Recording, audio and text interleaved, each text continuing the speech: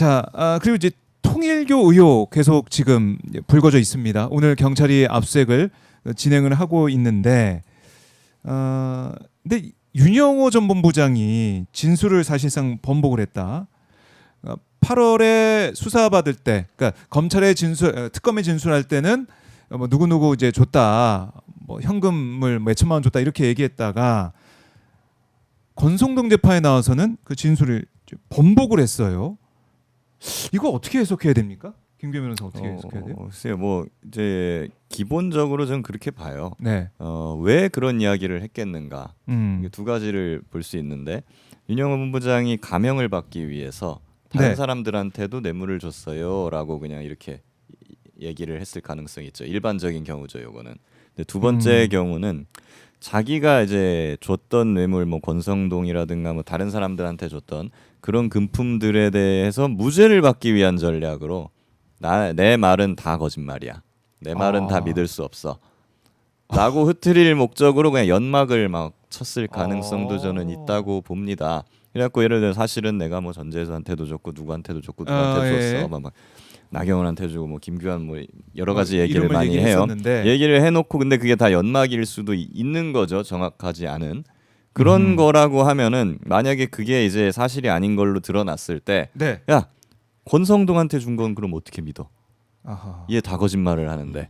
그러면 이제 그 기존에 공소 제기가 되어 있던 그런 것들도 뿌리째 흔들리게 되는 겁니다.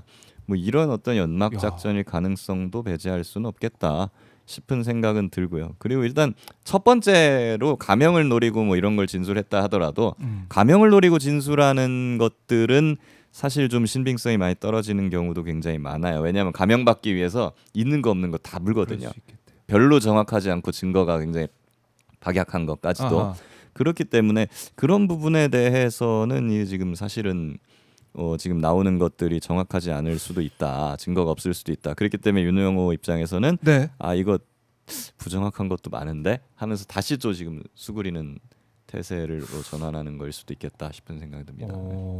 이 김규현 변호사의 해석을 풀이를 들어보니까 그럴 수도 있겠다. 그러면 이제 고도의 어떤 전략에 따라서 예. 다 자기의 말을 이제 불신하게 만들고 믿을 수 없게 만드는 형사 전문가시니까 확실히 저도 지금 들으면서 예. 와 그럴 수 있겠다 막 뭐 실제로 비단 뭐 뇌물 사건뿐만이 아니라 마약 사건이나 조폭 사건을 수사하더라도 이런 식이에요. 보면 조폭이나 마약 사건 사범들도 자기 죄를 좀 감형받기 위해서 사실은요 제가 누구한테도 팔았고 맞아요, 누구도 맞아요. 있고요 누구도 있고요 하는데 그게 뭐 정확하지 않은 것도 굉장히 많거든요. 그래서 조폭이 의리가 없다라는 말이 나오는 거죠.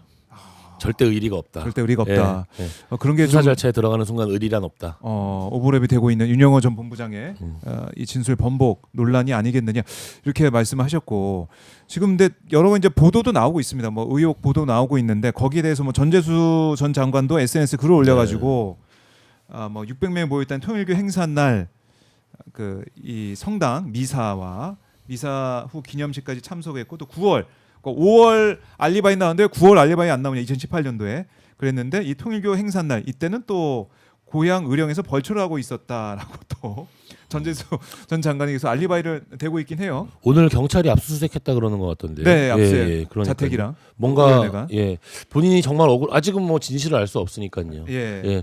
저는 한 가지 조금 이제 어떤 생각이 드냐면 이게 종교와 관련된 문제잖아요. 종교와 관련된 문제죠. 저는 진짜 항상 신기하게 생각하는 게 네. 통일교 이야기와 신천지 얘기 나올 때마다 저렇게 사람들이 많다는데 왜 내 주변엔 아무도 없지? 예.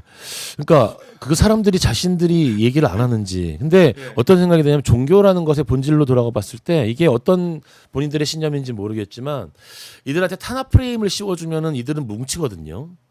탄압 프레임이 종교라는 게 그렇잖아요. 그래서 범죄는 범죄대로 띄어내고 법인 회사는 법인 회사인데 별개로 이제 좀 이게 봐야지 이 프레임 자체가 통일교라는 종교 이름으로 묶여버리면 조금 문제가 있을 수 있겠다라는 생각을 하면서 이 사건들을 좀 들여다보고는 있어요. 이제 신흥 종교나 소위 사이비 이단 뭐 이런 종교들이 굉장히 정치권에 공을 많이 들입니다. 네. 아마 정치인들 현역 정치인들 중에서 그런 종교 그러니까 그러니까 주요 레거시 종교 말고 레거시. 다들 레거시란 말 많이 쓰니까 그거 말고 이제 이게 신흥 뭐 그런 종교 관계자들을 안 만나본 정치인을 꼽으라면 아마 저는 없을 거라고 좀 봐요. 어떤 식으로든 접촉을 해오고 심지어 저한테도 접촉을 해요. 아, 그래요? 제 정치인이 아닌데 아. 네. 어떻게 하셨어요? 그래서 몰랐죠 처음에. 아, 몰랐어요. 네, 해병대 인맥을 타고 들어와요. 해병대 아. 인맥을 타고 들어서 막 좀 미술 전시회를 보러 와라, 뭔 행사를 하는데 한번 와라라고 하는데. 해병대니까 또 거절하기가 또 어렵고. 뭔가 조금 근데 이상해서 가기 직전에 한번 검색을 해봤더니 무슨 이상한 종교 단체에서 하는 전시회더라고요. 그래서 안 네. 갔죠. 근데 저는 뭐 정치를 하는 사람이 아니니까 뭐 그냥 단박에 거절이 되는데. 네. 근데 만약에 현역 정치인이고 만약에 지역구에서 유력한 사람이나 막 이런 거 통해서 왔다고 하면은 그거 안 가기가 좀 그렇거든요. 뭐 설령 그쪽 청탁을 안 들어주더라도 일단은 한번 그냥 가서 악수나 해주고, 예. 그 다음에 그러면은- 이제 뭐 치우자, 뭐 그렇게 생각할 수는 있어요. 악수하면 그때 사진 찍혀서 다 그렇죠. 이제 근데 나오죠. 그런 식이기 때문에 현역 정치인들 중에 아마 그런 종교 단체랑 완전히 안 엮였고 깨끗한 사람을 꼽으라면 그런 사람이 더 적을 거다. 그런 근데 현실적인 그런 거 하고 실제로 돈을 받는 거랑 청탁을 들어주는 거랑 이건 완전히 다른 다른 문제거든요. 불법적인 금품수가 예. 있었냐 없었냐. 그렇죠. 그러니까 그 부분에 대해서 한번 잘 살펴보면 될 것이다. 이 부분에 대해서는. 예.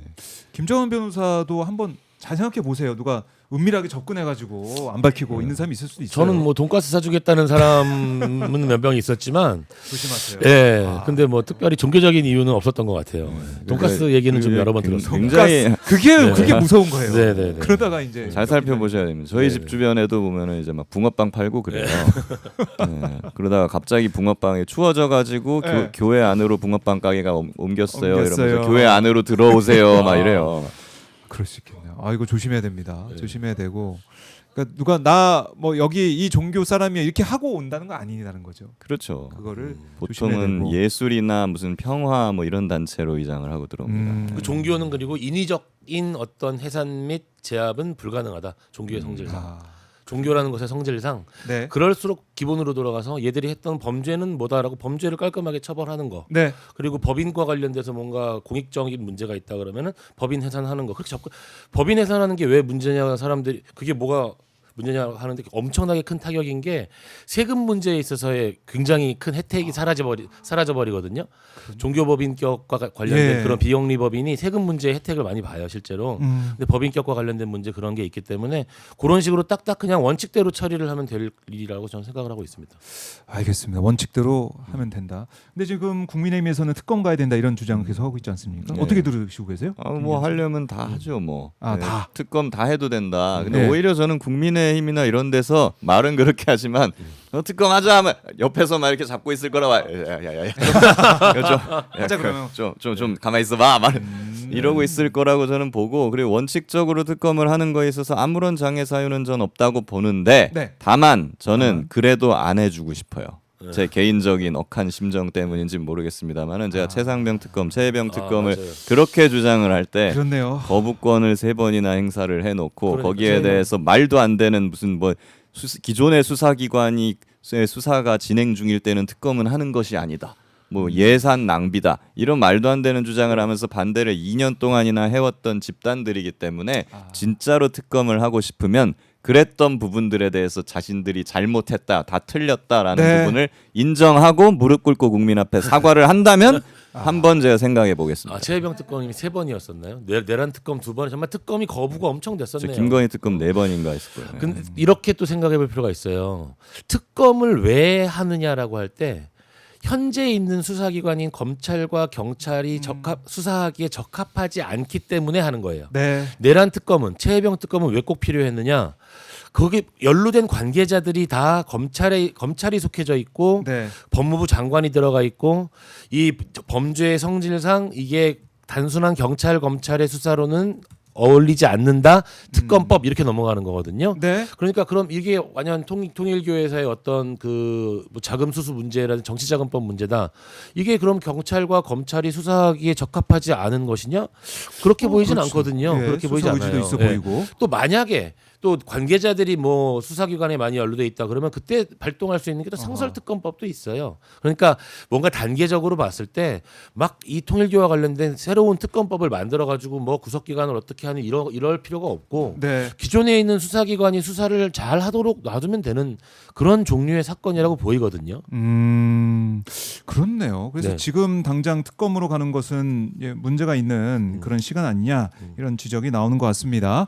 자, 두 분 저희가 뭐 앞에 내란 특검 수사기관 발표 보느라고 좀 시간이 짧아서 아쉽긴 한데 다음에 또 모시도록 하고 그동안 우리 변호사님 돈가스 네. 조심하시고요. 네. 김 변호사님도 네. 붕어빵 붕어빵 조심하세요. 네. 막 말려들면 안 됩니다. 요즘 추운데 붕어빵 조심하셔야 돼요. 조심하시고 고맙습니다. 다음 주에 뵙겠습니다. 감사합니다. 네, 감사합니다. 네.